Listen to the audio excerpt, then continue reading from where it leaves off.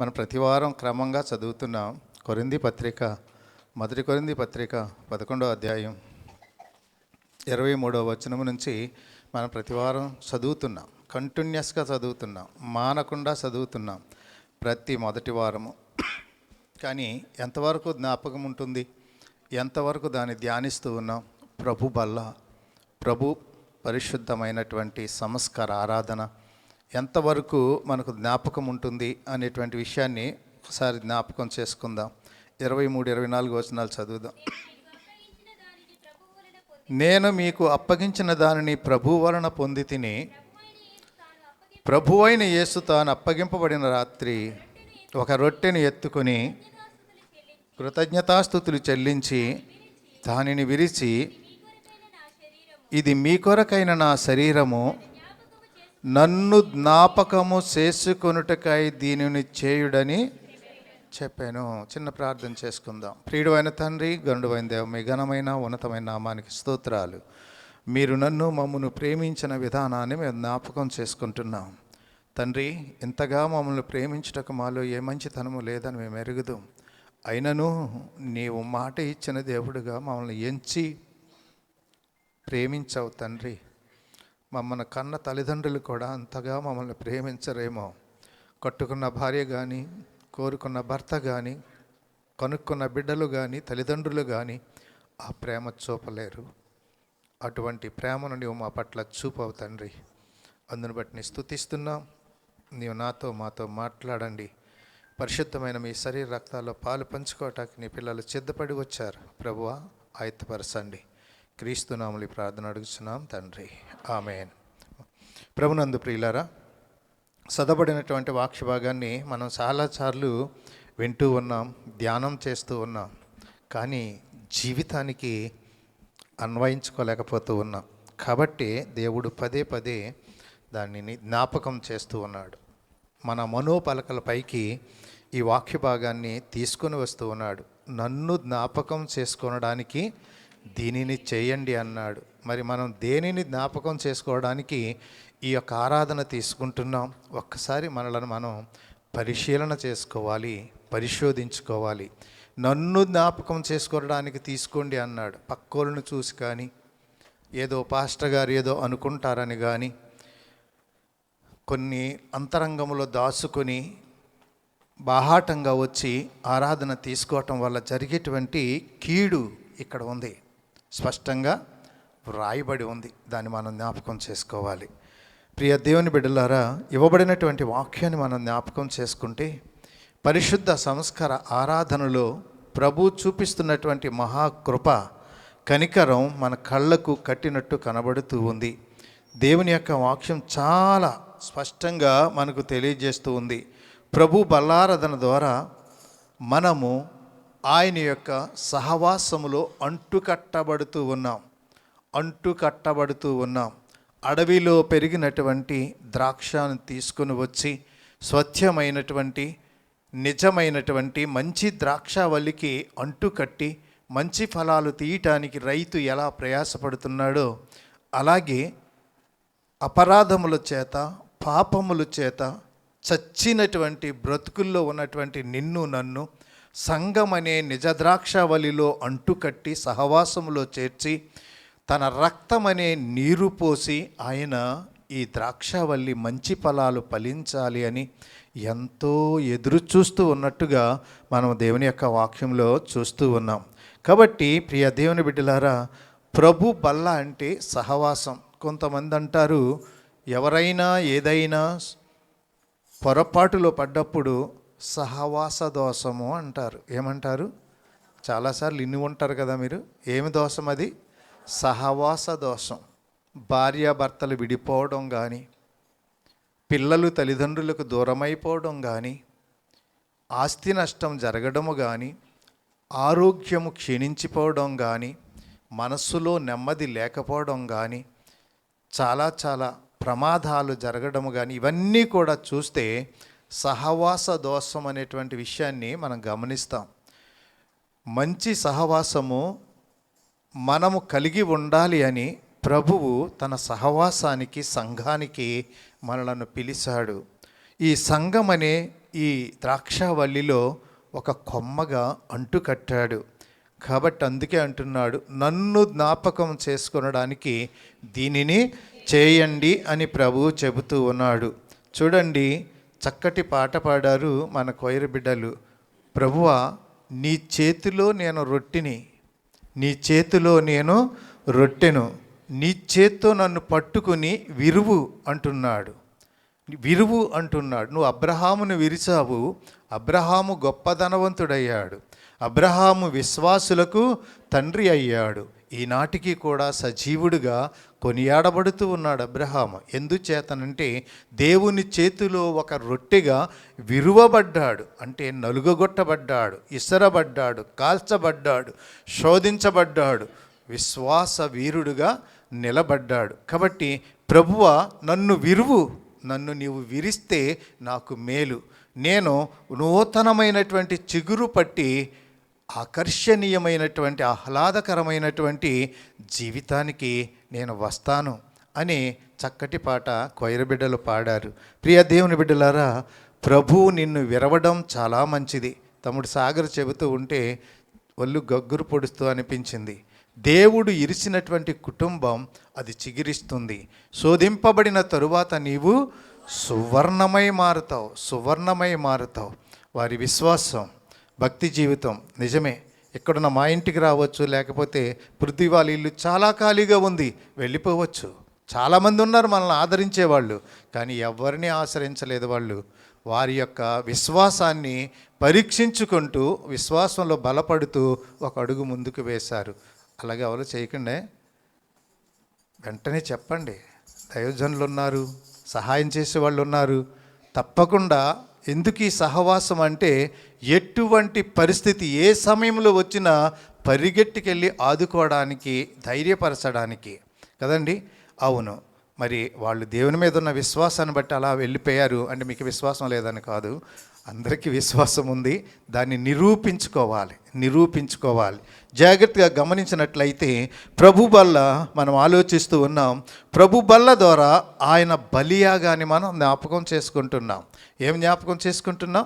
ప్రభు యొక్క బలియాగాన్ని జ్ఞాపకం చేసుకుంటున్నాం, త్యాగాన్ని జ్ఞాపకం చేసుకుంటున్నాం, ఆయన ప్రేమను జ్ఞాపకం చేసుకుంటున్నాం, ఆయనలో ఉన్నటువంటి గొప్ప ఆ యొక్క పరిశుద్ధతను జ్ఞాపకం చేసుకుంటున్నాం, ఆయనలో ఉన్నటువంటి గొప్ప త్యాగాన్ని మనం జ్ఞాపకం చేసుకుంటున్నాం. వీటన్నిటిని మించి నాశనానికి వెళ్ళిపోతున్నటువంటి నీ పట్ల, నా పట్ల ఆయనకున్న సంకల్పం, ఆలోచనను మనం జ్ఞాపకం చేసుకుంటున్నాం. కాబట్టి ప్రియ దేవుని బిడ్డలారా, బల్లలో మనం ఆయన బలియాగాన్ని జ్ఞాపకం చేసుకుని చూన్నాం. చూడండి, మొదటి కొరింథీ పత్రిక 11:24 చూస్తే, దానిని విరిచి, ఇది మీ కొరకై నా శరీరము, నన్ను జ్ఞాపకం చేసుకున్నటకై దీనిని చేయుడి అని ప్రభువు స్పష్టంగా ఎవరైతే తనను వెంబడిస్తున్నారో, ఎవరైతే సంఘానికి వస్తున్నారో, ఎవరైతే ఆయనను వెంబడిస్తున్నారో, విశ్వాసులు అనుకుంటున్నారో, మేము దేవుని రక్తంలో కడగబడ్డాము, ఆయన శిల్వ త్యాగములో కొనబడ్డాము, ఆయన మమ్మల్ని కలువరిలో కన్నాడు, ఆయన సొత్తుగా మేము మార్చబడ్డాము, పరిశుద్ధమైన జనాంగముగా గుంపులో ఉన్నాము, ఇప్పుడైనా రేపైనా మరుక్షణమైనా ఈ భూమి నశించిన, ఆకాశం కరిగిపోయినా మేము ఆయనతో కూడా మహిమ మేఘాల మీద కొనుపోబడతాము అనే నిరీక్షణ కలిగి ఉన్న వారలారా, నీవు విరవబడ్డావా? ఆయన చేతిలో నువ్వు విరవబడ్డావా? ఆయన బలియాగం నువ్వు గ్రహించావా? ఆయన బలియాగాన్ని ఎప్పుడు జ్ఞాపకం చేసుకుంటున్నావు? నెలలో ఒక్కరోజు మాత్రమేనా? ఆ ఒక్కరోజు మాత్రమే జ్ఞాపకం చేసుకుంటున్నావా? చాలా జాగ్రత్తగా ఆలోచన చేయవలసిన వారమై ఉంటున్నాం. ప్రభువు నిన్ను విరిచేటువంటి అవకాశాన్ని ఇవ్వాలి. నువ్వు చిగురించాలి అంటే, నువ్వు మంచి ఫలాలు ఫలించాలి అంటే, నువ్వు దేవునికి ఇష్టమైనటువంటి ఆయన ఆలోచన ప్రకారం వర్ధిల్లాలి అంటే, తప్పకుండా ఆయన యొక్క చేతిలో రొట్టిగా నీవు మలచబడాలి, విసరబడాలి, కాల్చబడాలి, రొట్టిగా తయారు చేయబడాలి. అది విరవబడిన తరువాత ప్రియ దేవుని బిడ్డలారా, నీకు, నీ కుటుంబానికి, నీవున్న సంఘానికి, నువ్వున్న సమాజానికి గొప్ప మేలు జరుగుతుంది. దేవునికి స్తోత్రం. గొప్ప మేలు జరుగుతుందన్న విషయాన్ని మనం జ్ఞాపకం చేసుకోవాలి. రెండవది, మనం చూసినట్లయితే సహవాసములో మనము దినదినము ఎదగడానికి ప్రభు బల్ల సహకరిస్తుంది. ఈ ప్రభు బల్లను గూర్చి కొన్ని మాటలు మీతో జ్ఞాపకం చేయడానికి నేను ఇష్టపడుతూ ఉన్నాను. ప్రభు బల్ల ప్రత్యక్ష గుడారానికి గుర్తుగా ఉంది. ఎలా ఉంది? ప్రత్యక్ష గుడారానికి గుర్తుగా ఉంది. సన్నిధి బల్ల అని అక్కడ ఉంటుంది. ఇది ఎక్కడ ఉంటుందంటే పరిశుద్ధ స్థలంలో ఉంటుంది. అది మనకిప్పుడు పరిశుద్ధ స్థలం అంటే మనకిప్పుడు తెలీదు. ఎందుకంటే ఈ స్థలము పరిశుద్ధ స్థలముగా ఆనాటి కాలములో ఉంది. ఇది దాటి అవతలకు వెళితే అతి పరిశుద్ధ స్థలం అనేది ఉండేది. ఈ పరిశుద్ధ స్థలములోకి అందరూ రావడానికి అవకాశము లేదు. ఈ పరిశుద్ధ స్థలంలో యాజకుడు మాత్రమే వెళుతూ ఉంటాడు. అలాగే సంవత్సరానికి ఒక్కసారి మాత్రమే ప్రధాన యాజకుడు అతి పరిశుద్ధ స్థలానికి వెళ్ళడం జరిగేది. ప్రియ దేవుని బిడ్డలారా, ఈ తారతమ్యం అనేటువంటిది ప్రభు అయినటువంటి యేసుక్రీస్తు శిలువ మరణ పునరుత్థానాల తరువాత ఆ అడ్డు తెరను తీసివేసి ప్రతి ఒక్కరికి కూడా పరిశుద్ధ స్థలంలో ప్రవేశించడానికి స్వతంత్రతను దేవుడు ఇచ్చాడు. అయినా కానీ కొన్ని పరిస్థితులు కొన్ని స్థలాలలో ఇంకా కొన్ని అంతరాయాలు ఉన్నాయి. అందరూ పరిశుద్ధ స్థలంలోకి రాలేరు, వచ్చి నిలవలేరు. నిలవబడ్డవారు పరిశోధించబడతారన్న విషయాన్ని మనం జ్ఞాపకం చేసుకోవలసిన వారమైంటున్నాం. ఇది దేవుని యొక్క సన్నిధిని చూపించుచూ ఉన్నది. ప్రత్యక్ష గుడారంలో రొట్టెలు పెట్టబడినటువంటి బల్లను మనం చూస్తూ ఉన్నాం. చూస్తున్నారు కదా, బల్ల, పరిశుద్ధ స్థలములో బల్ల మనం చూస్తూ ఉన్నాం. ఇది ప్రభు అనుగ్రహించినటువంటి సహవాసులకు మాత్రమే అనుగ్రహించబడుతుంది అన్నటువంటి విషయాన్ని జ్ఞాపకం చేసుకోవలసిన వారమై ఉంటూ ఉన్నాం. ఈ పరిశుద్ధ స్థలములో వాటిని ఎవరు తినాలి అనేటువంటిది కూడా ప్రశ్నార్థకమే. ఎవరు తినాలి? యాజకుని యొక్క కుమారులు ఆ రొట్టెలను పరిశుద్ధ స్థలంలో తినాలని లేవియాకాండంలో మనం చూస్తున్నాం. ఇంకా మనం దేవుని యొక్క వాక్యాన్ని మనం చూసినట్లయితే ఈ రొట్టెలు ఇశ్రాయేలీలు 12 గోత్రముల వారి కొరకు, 12 గోత్రములలో ఇశ్రాయేలు పక్షమున యాజకత్వం జరుపుచున్నటువంటి వారి కుమారులు దేవుని యొక్క సన్నిధిలో ఈ రొట్టెలు తినాలి అనేటువంటి విషయాన్ని మనం చూస్తూ ఉన్నాం. జాగ్రత్తగా గమనించినట్లయితే ప్రియదేవుని బిడ్డలారా, ఈ యొక్క పరిశుద్ధమైనటువంటి సహవాసము, సన్నిధి బల్ల, రొట్టె, ఈ యొక్క పరిస్థితులు క్రీస్తు యొక్క శరీర రక్తాలను మనకు ప్రబోధం చేస్తూ, క్రీస్తు రక్తాన్ని, ఆయన శిలువ రక్తాన్ని మనకు కనిపిస్తూ, మనకు చూపిస్తూ ఉన్నట్టుగా మనం చూస్తూ ఉన్నాం. ఇంకా కొన్ని విషయాలు దేవుని యొక్క వాక్యంలో మనం చూద్దాం. ఈ రొట్టె ఇశ్రాయేలు 12 గోత్రాల యొక్క రక్షణ కొరకు, వారి యొక్క పాప ప్రక్షాళన కొరకు ఈ రొట్టె పరిశుద్ధ స్థలంలో ఉంచబడినట్టుగా మనం చూస్తూ ఉన్నాం. యేసుక్రీస్తు ఈ లోకానికి వచ్చిన తరువాత తాను జీవించిన చివరి దినాలలో పస్కాను ఆచరించడానికి శిష్యులను పిలిచిన విధానాన్ని మనం చూస్తూ ఉన్నాం. అలాగూ పిలిచి వారిని శుద్ధి చేయడానికి, స్థిరపరచడానికి తన యొక్క వాక్యం అనేటువంటి సన్నిధిలో వాళ్ళని నిలబెట్టడానికి, ఆయన రాజ్య సువార్త ప్రకటించటములో వెనుకతట్టు చూడకుండా వారిని నడిపించటానికి దేవుడు వారిని ప్రత్యేకించినటువంటి విధానం ఈ యొక్క చివరి రాత్రి భోజనములో మనం చూస్తూ ఉన్నాం. 25వ వచనం చదువుదాం. ఆ ప్రకారమే భోజనమైన పిమ్మట ఆయన పాత్రను ఎత్తుకొని, ఈ పాత్ర నా రక్తం వలనైన క్రొత్త నిబంధన, మీరు దీనిలోని త్రాగునప్పుడల్లా నన్ను జ్ఞాపకం చేసుకొనుటకై దీనిని చేయుడని చెప్పాను. నన్ను జ్ఞాపకం చేసుకుంటే, మరి ఒకసారి ఇక్కడ రాబడి ఉన్నది, నన్ను జ్ఞాపకము చేసుకున్నట్టుకై దీనిని చెయ్యుడి అని ప్రభువు చెప్పినటువంటి మాటను జ్ఞాపకం చేసుకుంటున్నాం. ప్రభువును నువ్వు ఎలాగూ జ్ఞాపకం చేసుకుంటున్నావు? ఏదో అక్కడ రొట్టె ఉంది, బల్ల ఉంది, ఇరుచుకుని తినడం అంతవరకే జ్ఞాపకం చేసుకుంటున్నావా? అందుకే ప్రభు చాలా ఖచ్చితంగా చెప్పారు, ఇది నా శరీరం. అంటే ప్రభు శరీరం అంటే చాలా జాగ్రత్తగా మనం పరిశీలన చేసుకోవలసిన వారమైంటున్నాం. ప్రభు శరీరం పరిశుద్ధమైనది, అది ఎటువంటి కల్మసము లేనటువంటిది. కాబట్టి పరిశుద్ధమైన దానితోనే హత్తుకుంటుంది.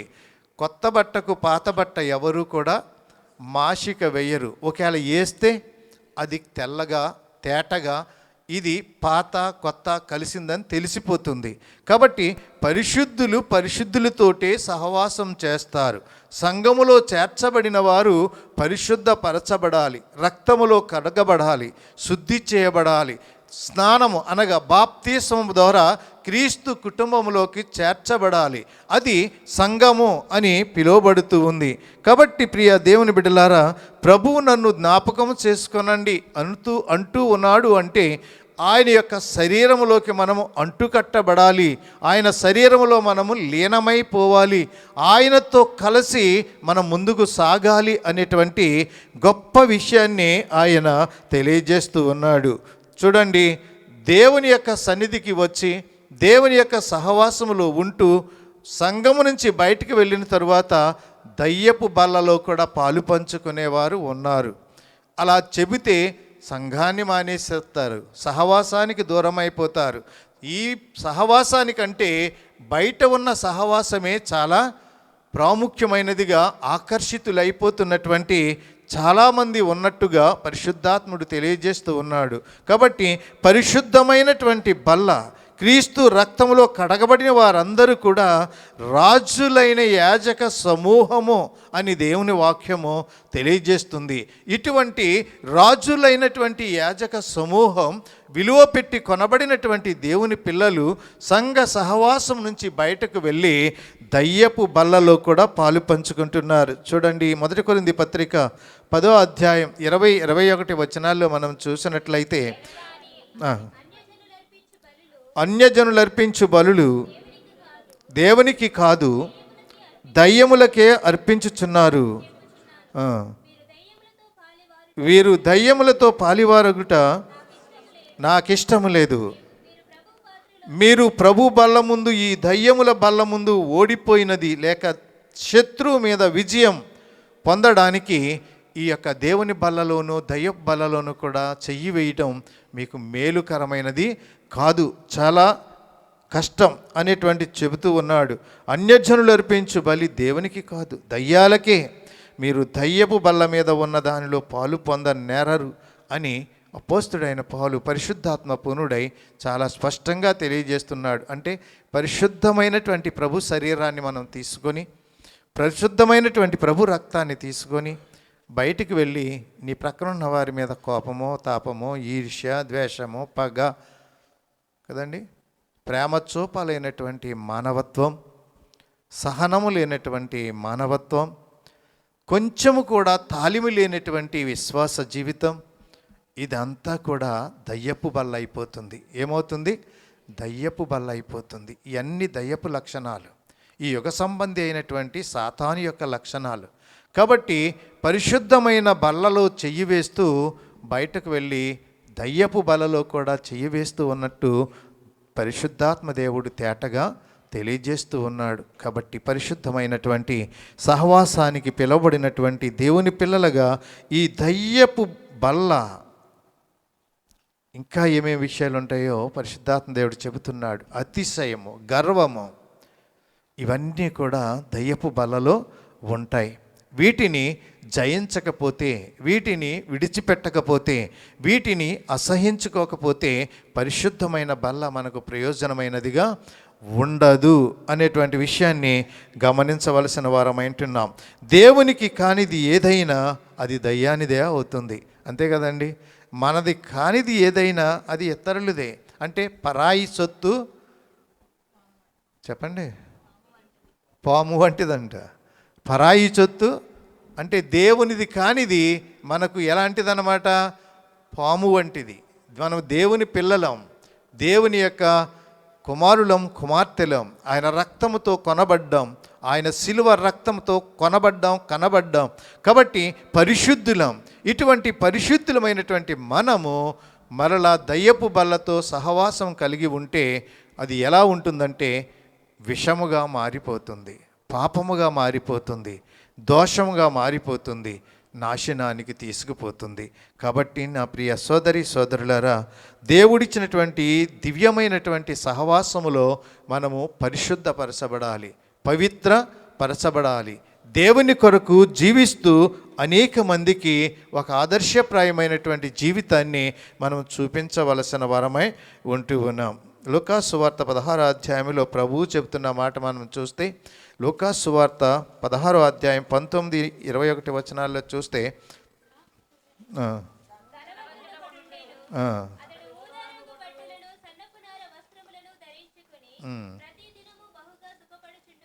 అవును,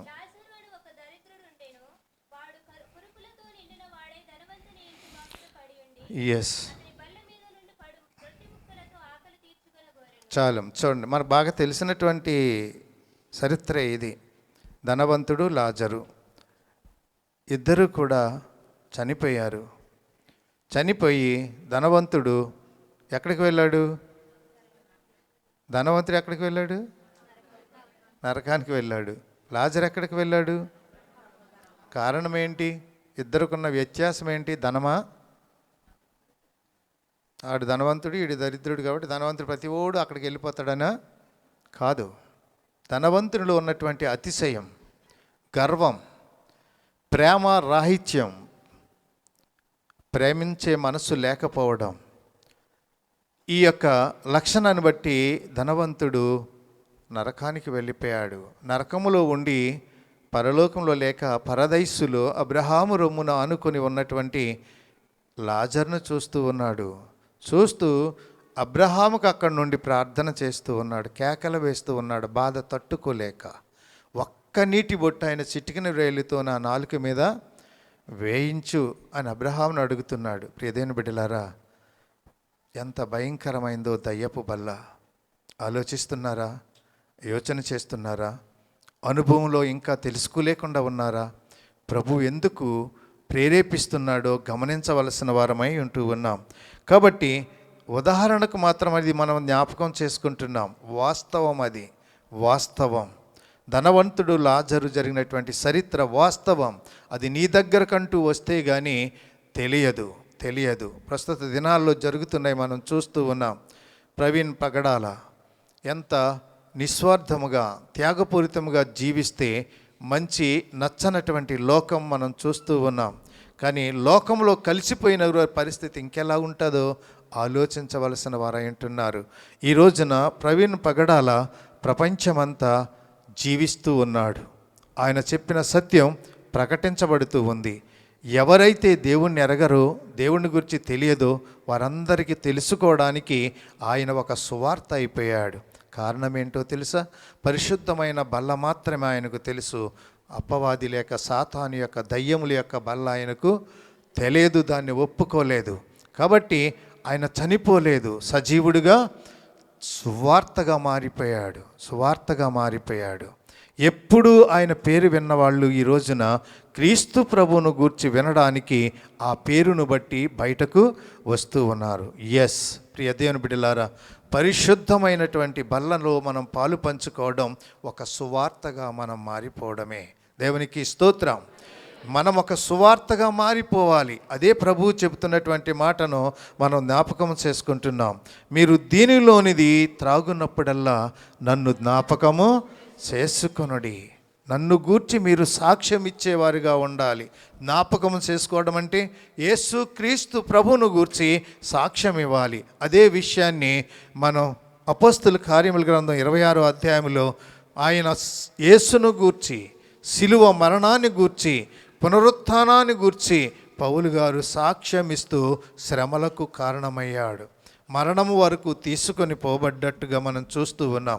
క్రీస్తును గూర్చినటువంటి సాక్ష్యం ఇవ్వడానికి ప్రభువు తన అప్పగింపబడిన రాత్రి ఈ యొక్క పరిశుద్ధమైనటువంటి ఆయన శరీరాన్ని గుర్తుకున్నటువంటి రొట్టెను, పరిశుద్ధమైనటువంటి తన రక్తాన్ని గుర్తుకున్నటువంటి ద్రాక్షారసమును ఇచ్చినట్టుగా మనం చూస్తూ ఉన్నాం. ఇంకా దేవుని యొక్క వాక్యంలో మనం ముందుకు వెళితే 26వ వచనం,